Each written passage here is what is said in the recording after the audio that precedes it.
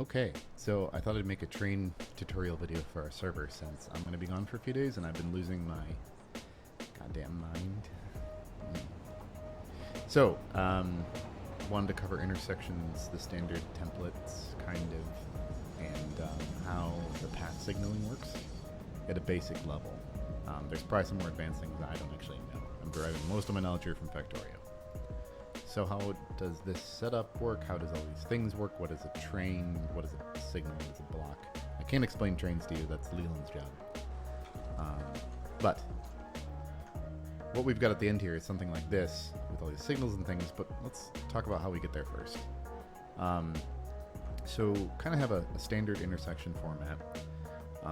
But all of our train lines are 3 wide, 3 tiles wide generally, with one direction, one lane in the opposite direction in the other lane. We always stick to this way where the rightmost lane is going forward, the leftmost lane is going the opposite direction. This spacing is just kind of make this intersection. Adhering to this specific spacing really only matters for that stuff. As long as whenever you're doing a train route, you do this bi-directional system, 2 different train tracks, you're good, and then we can clean up the rest as we go. This is generally how the format would look when you're building it out. So how do we set up the routes for this? In general, it would look like this, except I've been doing it wrong. Here we go. So I just did 2 ends here, but copy this for the others. So the inbound train down here, let's do this for trains, would be going either to this exit, pull this back so you can see the green for a second, either to this exit, or this exit. Again, so all the right lanes. Similarly up here, it's going to this one, and this one. Some of the same ones, but also these other ones. Now, again, you just kind of copy it for the other directions to get an idea of all the ins going to all the different outs. So that's great, but it won't work, or rather, could still work, but you'd have a lot of accidents without signals. So generally, the signal format looks like this, where you have a path signal going in, particularly where you have multiple options, and a block signal going out. You can use paths on the exit, but that's for, you won't use it for general usage. You use blocks.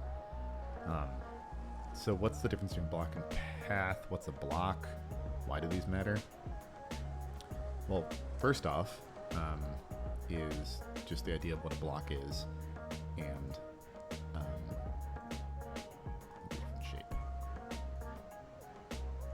What is a block, and why does it matter? So, a section of track. Alexa, stop. It's my timer to tell me to go shower and go home for Thanksgiving. A section of train line can be called a block, which is basically just that section between 2 dividers. The dividers are block signals. So a block signal, 2 block signals would create a block in between them. So where this is 1 block, this side is actually 4 blocks. What it does, the signal does, would also then look to what's in the block ahead of it to see if there's another train. In this case, this little purple thing is, and this will be the other train.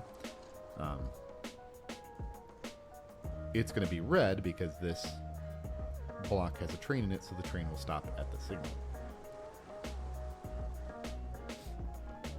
When you have lines that cross, they actually combine all of those into 1 block. So this whole thing right now is 1 block. So any train or any signal, if it's looking into this, would look at the entirety of it, not just a lane or something in its direction. It could be going the opposite direction. Even if these aren't connected, like say these aren't actually like turning into each other, let's just say they're crossing, it still counts as 1 block. Which is good, you want that, because that way, if there's a train going across it, you don't have a train colliding through it. Now, the path signals work a little bit differently in that they choose they choose to tell the train if it's okay to go based on looking at the signal ahead. So in this case, it's looking at 2 different output lines. Train here, train here.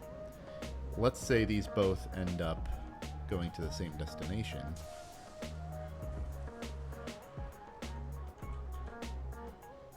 So they're both going to a station out here. it will choose to go on this left route rather than the right route because the right route has something in it. So that's very good. It will choose the right path.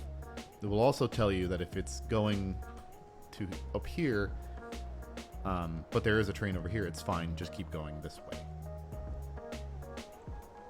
So that leads us to kind of how we get to this major intersection system, which is everything we've applied so far about the directions and then the signaling. So, again, these signals would look at all these outputs to determine if it's okay to go into one of those blocks. So basically, why that matters versus just having blocks everywhere is if you have a block here and all the outputs are blocks, the train would come in, and let's say there is a train up here. So this signal is going to be red. This train, consistent with the shapes, would not know it's not okay to go that way, so it would go and it would stop at that signal. Then, again, if these were all block signals rather than paths on the inputs, then any other train coming in would actually see that it's blocked in here. So even if a train is going across, so let's say this one is going down here, it would stop here and get holed up, even if there's nothing blocking its route, because this train is now here in the block and it's shut down. It's blocked. So this is why you use path signals in order to do that rather than block signals everywhere. Now, I did run into an incident last night where I think in this game versus Factorio, the path signals don't seem to be smart enough to also stop you if there's something in the block itself. And I don't know how to address that yet. So what I ran into is I had a train.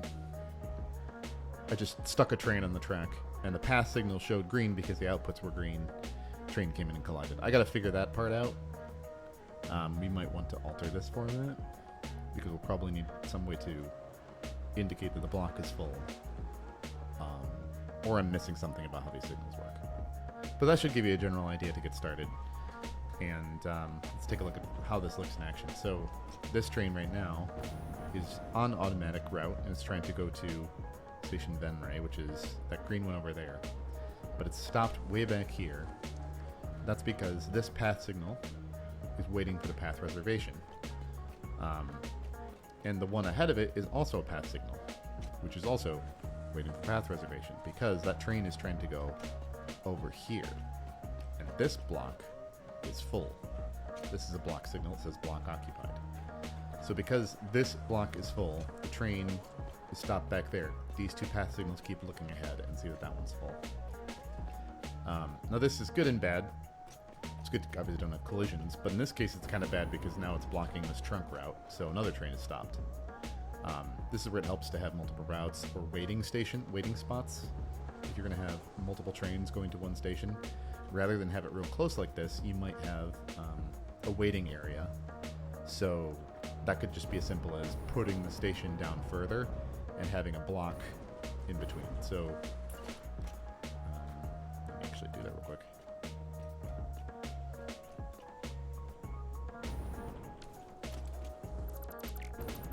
It might be as simple as just having train station.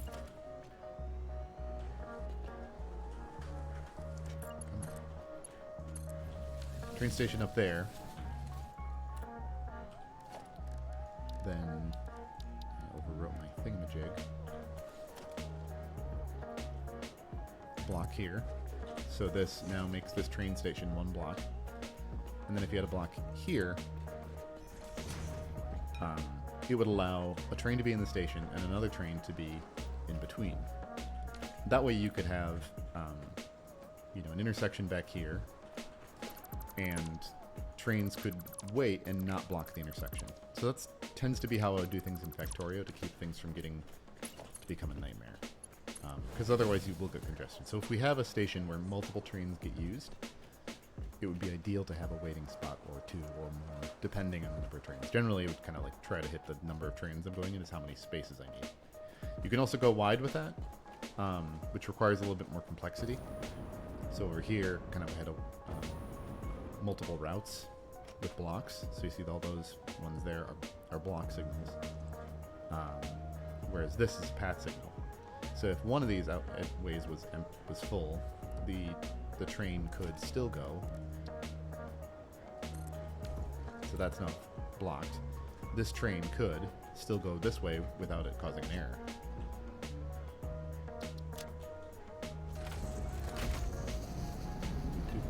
See, that go just fine. So that approach can work as well, going wide. You just got to make sure the signaling, which is a little bit more complex, gets done correctly. A lot more options. The only other thing I guess should be mentioned, if it wasn't obvious, but I guess it isn't actually, is when you put the signal down, it matters which side it goes on.